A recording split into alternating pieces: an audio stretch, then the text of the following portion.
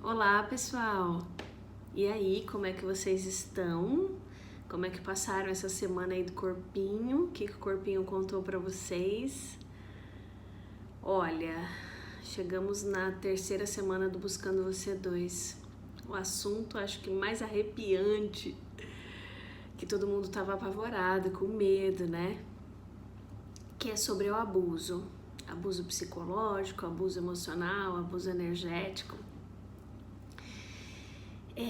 Desde que o pessoal começou a me pedir o segundo grupo, gente, eu não sabia muito que assunto trabalhar com vocês, mas uma coisa eu tinha certeza, vinha muito forte para mim que eu tinha que falar do abuso. E ao mesmo tempo que vinha essa certeza que eu tinha que falar do abuso, eu pensava, gente, esse assunto é muito forte, não é só porque não se trata de um abuso sexual, ou pode ser também, é um assunto que arrepia, né? Você escuta a palavra abuso, arrepia, ela dá já pavor, aquele frio na espinha. Você fala, meu Deus, que ela é uma palavra muito forte, muito pesada. Só que todos nós sofremos abusos e fazemos abusos todos os dias em nossas vidas. Então eu achei muito importante tratar dessa coisa do abuso para que a gente tome consciência de todos os momentos da vida da gente em que a gente está sendo abusado. E principalmente todos os momentos em que nós estamos abusando também, inconscientemente, tá? Isso começa, gente, na infância, e não é nem na nossa infância, eu acho que isso começa nos pais, avós, bisavós, tataravós, não sei. Sempre naquela coisa de existe uma regra para viver nesse mundo, existe... Então as pessoas vão cortando você, abusando de você, cometendo abusos emocionais, psicológicos e diminuindo vocês e diminuindo a gente todo o tempo, tá? Então é sobre isso que eu vim conversar agora, para que a gente tome consciência e corte o cordão umbilical e corte os laços. E não permita mais que nem façamos e nem sejamos abusados, tá? Então eu queria começar com uma historinha para que vocês consigam entender um pouquinho do que eu quero falar. Do livro também, Buscando Você, Sendo Você Mudando o Mundo, do Dr. Dan Heer. Tem um pedaço que ele fala, ele conta a história de uma loira de 1,80 m, linda, pernas longas, Ana Hickman, sabe? 1,20 m de pernas, que conhece um cara, príncipe encantado, se encanta por ele, se apaixona, e aí ele chama ela para sair, tá? E naquele dia ela super se arruma cabelo e aquela melhor roupa. E quando ela sai da casa dela e o cara chega para buscá-la, ele tá com 500. E daí ela olha aquele carro, só de perna ela tem 1,20 m, como a Ana Hickman, aquela loira. Eu entraria de boa, né, gente? Mas uma loira desse tamanho, não. E aí ela entra, ele conta que a loira entra no carro toda empolgada e a hora que ela vai pôr a primeira perna, não cabe. Mas é o cara da vida dela, é o príncipe encantado. Ela tem que caber naquele carro para sair, para ter aquele encontro aquela noite. E aí ele sugere que ela corte a perna dela. E ela vai, corta a perna dela. Aí ela tenta pôr a outra perna dentro do carro e também não cabe, porque ela é muito grande. E aí ele sugere, não tem outro jeito, você vai ter que cortar outra perna. E ela vai, corta outra perna. E quando ela senta, o braço dela fica muito comprido e atrapalha ele dirigir o 500. E a sugestão dele, corta seu braço. E ela vai, corta o braço dela.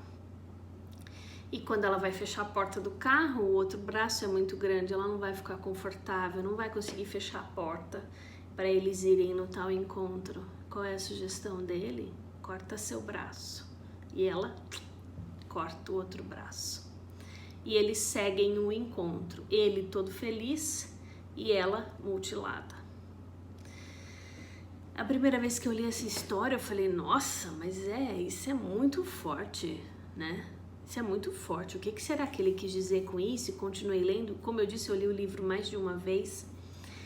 E depois eu vi que fez todo sentido. Quantas vezes, todos os dias, a gente não se corta para caber na caixinha do outro, para caber no cinquecento do outro, para caber na vida do outro, para caber nas situações do outro, para pertencer, como eu disse muito nos outros áudios, para pertencer à família, para pertencer ao relacionamento, para pertencer às amizades, para pertencer ao trabalho, para pertencer a uma sociedade, para pertencer a esse mundo louco. A gente toda hora se corta. E isso é uma forma de abuso, tá? Isso é uma forma de abuso, a gente se permitir que o outro nos corte a todo momento, nos molde para caber na caixinha dele. Esse outro não precisa ser necessariamente relacionamento, tá, gente? O outro é o que eu falei, o outro é a sociedade, o outro é o trabalho, o outro são os pais, o outro é a família, os filhos, o marido, enfim. E aí é muito interessante porque assim, antes de eu gravar o vídeo, eu preparo os áudios, eu vou estudando o que eu vou falar, como é que vai ser, o que eu tenho que passar para vocês, e muita coisa vem em mente e tal.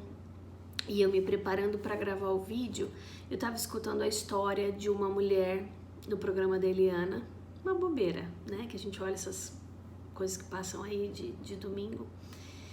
E aí ela contando que ela era espancada pelo pai, abusada pelo pai. Aí já era uma questão, além do abuso que a gente tá falando, existe um abuso sexual. Mas, e ele dizia que era culpa dela. Ela apanhava, ele espancava ela porque era culpa dela. Ele abusava dela por culpa dela. E aí a pessoa acabou a vida dela, acabou o brilho, a vontade de viver, os projetos, os sonhos. Acabou tudo, porque ela realmente acredita que toda aquela dor que ela está vivenciando, física, emocional, psicológica, é culpa dela. Ela acredita nisso, que é culpa dela, que ela não merece mais, mesmo que ela se livre daquela situação de um pai opressor, agressivo e abusador, ela acaba encontrando essas coisas no caminho. Por exemplo, um relacionamento, uma amizade ou outras coisas que as pessoas têm esse mesmo perfil. Por quê? Porque ela acredita que é culpa dela. Então é isso que ela acaba atraindo aí para a vida dela. Então eu falei, meu Deus, esse universo é maravilhoso mesmo, porque tem total sentido, né? Quantas e quantas vezes a gente não vive alguma situação onde nós somos abusados, onde nós somos oprimidos, onde a gente se corta para caber na caixinha do outro e a gente ainda acha que a gente é culpado disso. De repente a outra pessoa tá certa, né? Ela tá certa, a culpa é minha. E aí você vai se podando, chega um momento da vida que você já não sabe mais nem quem você é. Você não sabe mais nem o que é importante para você, nem o que você gosta, quais são os seus sonhos, a gente já não sabe mais nada, tá? Por isso que eu queria conversar com vocês sobre essa coisa do abuso. Pode ser, gente, que durante essa semana muita coisa venha à tona, tá? Que a gente não sabe, porque nós estamos acessando o subconsciente, vocês já sabem como é que funciona, que tudo pode acontecer. Mas eu estou aqui. É importante as coisas que vierem à tona, anotem. Se for uma coisa que dá para esperar o atendimento, legal. Se não der para esperar o atendimento, me liga, me manda uma mensagem. Flávio, veio uma coisa agora muito forte, né? E o que eu faço? Eu preciso conversar, eu preciso saber, a gente conversa, tá? Antes do atendimento, não tem problema. Agora, eu fui muito questionada também, né? Quando eu assumi aí essa coisa de falar sobre o abuso, e assim, mas e daí? O que eu vou ter que fazer se eu descobrir alguma coisa? E quando eu tomar consciência de que eu tô sendo abusada, eu tô abusando mesmo inconscientemente, qual é a atitude que eu vou ter que tomar? Então, a preocupação, além de descobrir, era assim, o que eu vou ter que fazer? Que atitude que eu vou ter que tomar a partir daí?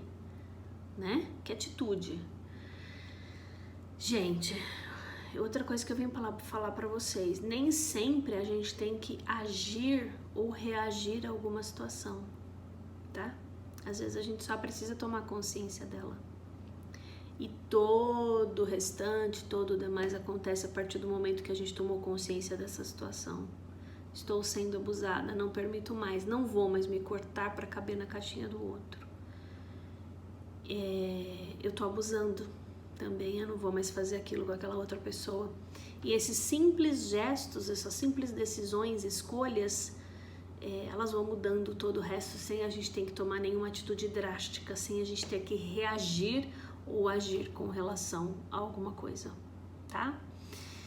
E para finalizar, talvez seja mais pesado pra gente não mexer nisso do que mexer, tá?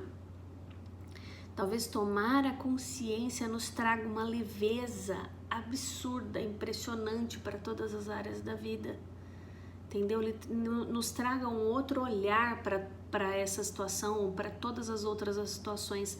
Às vezes o medo de não mexer nisso, por medo de não saber o que vem, por medo, é uma demanda de energia muito grande por uma coisa que a gente não vai controlar, entendem? Às vezes é mais fácil olhar para aquilo, soltar, deixar ir, ver o que acontece e curtir a leveza, tá bom? Eu tenho certeza que vai ser sensacional. Tenho certeza que vai ser sensacional. Como eu disse no primeiro vídeo, não seremos os mesmos jamais depois desses processos, tá? Eu tô com vocês, divirtam-se. Lembrando, baixem as barreiras, fazem aí sem projeção, sem expectativa, deixem o medo de lado, façam leve, escutem os processos de maneira leve e vamos ver o que acontece, tá? E qualquer coisa eu tô com vocês. Gritem, um beijo grande e uma boa semana.